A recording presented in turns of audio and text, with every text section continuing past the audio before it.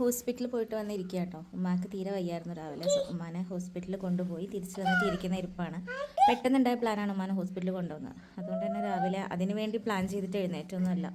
മക്കൾ പോയി കഴിഞ്ഞിട്ട് കിച്ചൺ വൃത്തിയാക്കിയിട്ടില്ല, ബെഡ്റൂംസ് വൃത്തിയാക്കിയിട്ടില്ല. രാവിലെ പെട്ടെന്ന് പോകാൻ റെഡി ആയതുകൊണ്ട് തന്നെ ആക്കിബിനെ കുളിപ്പിക്കുന്നതും ആക്കിബിൻ്റെ ഫുഡ് ഉണ്ടാക്കുന്നതൊക്കെ കൂടി പെട്ടെന്നായപ്പോൾ കംപ്ലീറ്റ് മെസ്സാണ് വീട്. അങ്ങനെ തിരിച്ച് വന്നത് ഈ ഒരു മെസ്സിലേക്കാണ്. തിരിച്ചു വന്നപ്പോൾ തന്നെ ഞങ്ങൾ ഇന്നത്തെ വെയിൽ കാരണം ഭയങ്കര ടയേർഡായിരുന്നു. ഈ ഒരു മെസ്സ് കണ്ടപ്പോൾ ഐ എം ടയേർഡ് അഗെയിൻ. മൊത്തത്തിൽ വൃത്തികേടായി കിടക്കുമ്പോൾ തിരികെ ക്ലീൻ ചെയ്യാൻ തോന്നാതെ അവിടെ കിടക്കട്ടെ എന്ന് തോന്നുന്ന ഒരവസ്ഥയുണ്ട്. അവസ്ഥയിലിരിക്കാൻ ഇപ്പോൾ സമയം 3:30 ആവാനായി. മക്കൾ വരും.